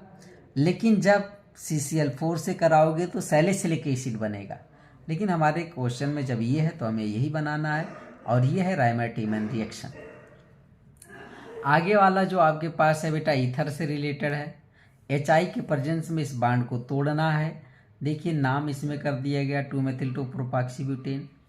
अब यहाँ पर इसको हम तोड़ेंगे तो एक H इधर देंगे ऑक्सीजन की तरफ, I इधर देंगे, ठीक है। तो जब ऑक्सीजन से जुड़ा हुआ टर्सरी कोई कार्बन होता है, ये टर्सरी कार्बन है क्योंकि 3 कार्बन से जुड़ा है, तो वो टर्सरी एल्किल हैलाइड बनाता है, मतलब I इधर लगेगा। तो देखो I हमने इधर लगाया है, ठीक है। तो आपके पास 2-आइडो-2-मेथिल ब्यूटेन बन जाएगा और एक प्रोपेनॉल। तो हमने आइडेंटिफाई कर लिया क्या, ABCD 4 आइडेंटिफाई कर लिया। EF करना है। अच्छा आपके पास ये प्रोपेन 1 है, मतलब ये सेकेंडरी अल्कोहल है। इसका ऑक्सीडेशन करेंगे तो भैया कीटोन बनने वाला है, E हो जाएगा। और एस्टिक एसिड का रिडक्शन करोगे LiLH4 की प्रेजेंस में तो एथिल अल्कोहल बनता है, ठीक है। तो ये पार्ट हम लोग कंप्लीट कर चुके हैं। अब हम लोग आते हैं बी पार्ट में। बी पार्ट में जब देखोगे ना तो बहुत बड़ा क्वेश्चन आपको पढ़ने में लगेगा, और पढ़ने से ही बच्चे कहेंगे क्या है ये। चलो देखते हैं। क्वेश्चन को बहुत आराम से पढ़िए, क्वेश्चन को आराम से पढ़ो बेटा। और यहाँ पर हम लोग देखते हैं कि एन ऑर्गेनिक कंपाउंड, ये कोई ऑर्गेनिक कंपाउंड है, having molecular formula C8H8O gives orange red PPT, ठीक है। यहाँ ऑरेंज कर लो, red PPT precipitate with 2,4-DNP two four dinitrophenyl reagent. ये gives yellow precipitate on heating with iodine in presence of NaOH. ये neither reduce Tollens reagent failing solution nor decolorise bromine water. It form a carboxylic acid. B having molecular formula C7H6O2 on strong oxidation with chromic acid. Identify compound A, B and explain the main reaction. तो भैया जो ये question में है इसको मैं पहले summarise कर लेता हूँ, क्वेश्चन का मतलब समझता हूँ। C8H8O कोई है जिससे A इन्होंने कहा, ये 2,4-DNP से रिएक्शन करके ऑरेंज रेड प्रेसिपिटेट देगा, पहला पॉइंट। ये जो होगा वो टॉलन रिएजेंट फेलिंग सोल्यूशन से रिएक्शन नहीं करेगा, इसका मतलब कीटोन होना चाहिए, ठीक है, क्योंकि ये ketone Tollens reagent Fehling solution से रिएक्शन नहीं करेगा। ये जो कंपाउंड होगा वो I2NaOH से रिएक्शन करके LOPPT बनाएगा। LOPPT किसका बनाएगा बेटा, आइडोफार्म का, इसका मतलब इसमें CH3 ग्रुप होगा। अच्छा इसका जो क्रोमिक एसिड से ऑक्सीडेशन करेंगे स्ट्रांग, मतलब आसानी से नहीं, तो आपके पास ये कंपाउंड बनेगा B, जिसका फार्मूला C7H6O2। तो ये बेंजोइक एसिड होने वाला है और ये अपना होने वाला है एसिटोफिनोन। तो इसके रिएक्शन को हम लोग अब लिखते हैं। तो भैया अब यहाँ पर रिएक्शन हम लोग लिख रहे हैं। तो देखिए पहले ए को मैंने बता दिया एसिटोफिनोन, ठीक है। ये को हम लोगों ने, ये देखोगे तो एसिटोफिनोन यहाँ पर है C8H8O, काउंट कर लो, 6 कार्बन बेंजीन से 7-8 कार्बन, 5 हाइड्रोजन बेंजीन से 3 हाइड्रोजन 8, 1 ऑक्सीजन, ठीक है, एसिटोफिनोन। अच्छा 2,4-डाइनाइट्रोफेनिल हाइड्रोजन से रिएक्शन करेगा। अच्छा इसको बेंजीन बना लो, 1 2 3 4 5 6, तो 2,4 नाइट्रो है ना, डाई नाइट्रो फेनिल हाइड्रोजन। तो यहाँ से बेटा H2, यहाँ से O निकलेगा। तो आपके पास ये कंपाउंड बनने वाला है 2,4-DNP डेरिवेटिव, जो ऑरेंज रेड प्रेसिपिटेट बनाता है। देखो मैंने किया, यहाँ से H2 निकाल दिया, ठीक है, यहाँ से O, तो बस इसको N और इस कार्बन से मैंने जोड़ दिया, तो यही तो कार्बन N से जोड़ दिया।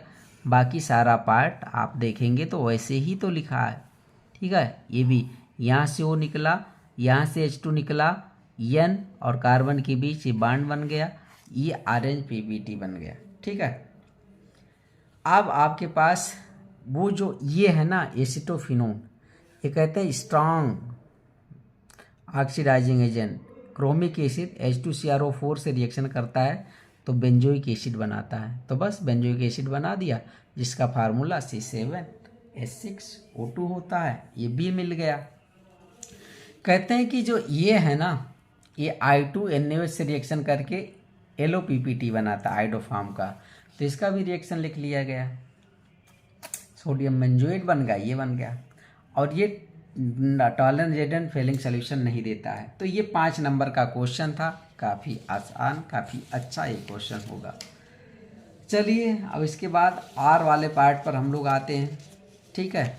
अभी तक हम लोगों ने इसको एक बी का पार्ट कर रहे थे, अब आर का, चाहे वो वाला करो चाहे आपके पास इस पार्ट को करिए।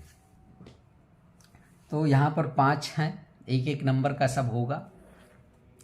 कह रहे 4 hydroxy 4 methyl pentane two one from propanone से बनाना है भैया। तो ये तो आपके पास होने वाला है एल्डोल रिएक्शन। एल्डोल कंडेंसेशन मत लिखना, एल्डोल रिएक्शन बनने वाला। एल्डोल कंडेंसेशन तब होगा जब यहाँ से आप वाटर निकाल दोगे, ठीक है। तो चलो देखो, प्रोपेन लेते हैं CH3 COCH3, अल्फा हाइड्रोजन जरूरी होता है। अच्छा, दूसरा प्रोपेन लिया CH3 COCH3। अच्छा, मैंने इसको ऐसे लिख दिया CH2 ना H। अब देखो मैं इस बांड को यहाँ घुमाऊंगा तो इस पर नेगेटिव चार्ज आएगा और यहाँ पर पॉजिटिव चार्ज आएगा। अच्छा, इसको इधर से घुमाऊंगा तो H+ के रूप में टूटेगा और ये इस पर नेगेटिव चार्ज आने वाला है, तो इसका कार्बन का पॉजिटिव, इसका नेगेटिव, इसके बीच बांड बनेगा और ये H+ जाएगा ऑक्सीजन के पास। बस ध्यान से देखते रहिए, इस ऑक्सीजन के पास OH आ गया और ये कार्बन इसके साथ बांड बना लिया, ठीक है। बाकी सब सेम है। तो अब आपके पास यही है, इसी को बोला जाता है एल्डोल। ये बेरियम हाइड्रोक्साइड है। अच्छा, इसका नाम कर लो 1 2 3 4 5, ठीक है। तो 4 हाइड्रोक्सी 4 मेथिल, 5 कार्बन है तो पेंटेन 2 ओन। अच्छा, यही बनाना था तो ये बन गया ना। तो आपके पास प्रोपेनोन के 2 मॉलिक्यूल लेने थे, ये एल्डोल रिएक्शन है भैया, इसको देख लीजिएगा। नेक्स्ट आपके पास है 3 हाइड्रोक्सी ब्यूटेनॉल फ्रॉम एथेनॉल। तो एथेनॉल को भैया पहले एथेनॉल में चेंज करना पड़ेगा। एथेनॉल का ऑक्सीडेशन करा दो एथेनॉल में। अब एथेनॉल के 2 मॉलिक्यूल ले लो, एथेनॉल मतलब एल्डिहाइड के। तो देखो मैंने CH3 CHO को ऐसे लिखा, फिर ये CH3 CHO को इस प्रकार से कुछ लिखा। अब फिर से एल्डोल रिएक्शन होने वाला है, एल्डिहाइड इस बार है, इसको ऐसे घुमाओगे। अच्छा, इस पर पॉजिटिव चार्ज आएगा, इस पर नेगेटिव। ये बांड को ऐसे तोड़ा, ये पॉजिटिव, ये चला जाएगा इसके पास और ये नेगेटिव वाला इससे बांड बना लेगा। तो बस बना दिया गया। अब 1 2 3 4 3 हाइड्रोक्सी ब्यूटेनल 4 कार्बन का ये बन गया एल्डोल रिएक्शन। आगे आपके पास आने वाला ब्यूटेनोइक एसिड फ्रॉम ब्यूटेनल। तो ब्यूटेनल है, इसका टॉलरेंस एजेंट से आप वीक ऑक्सीडाइजिंग एजेंट है, इससे आप ऑक्सीडाइज कर दीजिए, ब्यूटेनोइक एसिड बन जाएगा। अब उसके बाद हम लोगों के पास लास्ट 2 रिएक्शन बच रही हैं, इसको हम लोग देखते हैं ethanoic anhydride from ethanoic acid. भैया एथेनोइक एसिड के 2 मॉलिक्यूल ले लो, ABHD एसिड है या एथेनोइक एसिड बोल लो इसको। अब देखो मैं ऐसे लिखा हूँ, CH3COOH को मैंने ऐसे लिखा, ये भी CH3COOH है लेकिन ऐसे लिखा। यहाँ से हमें वाटर निकालना है, इसका H इसका OH। बस इसको आप बाहर करो और इस कार्बन और इस ऑक्सीजन से ऐसे लाइन खींच दो।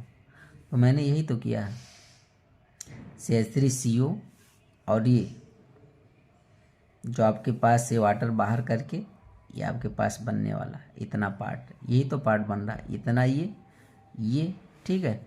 एथेनोइक एनहाइड्राइड इसी को बोला जाता है। चलो phenyl ethanoic acid from benzyl alcohol. ये बेटा बेंजिल एल्कोहल है, पहले इससे बेंजिल क्लोराइड में चेंज कर लो। अच्छा, बेंजिल क्लोराइड में चेंज करने के बाद आप KCN से रिएक्शन करा लो तो बेंजिल साइनाइड बन जाता है। और जब साइनाइड बन गया ना, इसका कंप्लीट हाइड्रोलिसिस होने पर ये सीधे COOH की में चेंज हो जाता है। अब इसको 1 मान लो, इसको 2 मान लो, तो आपके पास यहाँ पर ये फेनिल हो जाएगा कि नहीं। 2 कार्बन वाला एथेनोइक एसिड होता है, तो फेनिल एथेनोइक एसिड बन गया। तो आज हम लोग सेट नंबर 1 को पूरी तरह से समाप्त कर चुके हैं। यदि आप सबको वीडियो काफ़ी हेल्पफुल लगा हो तो इस चैनल को सब्सक्राइब करिए और अपने मित्रों दोस्तों के साथ शेयर कीजिए। Thank you for watching.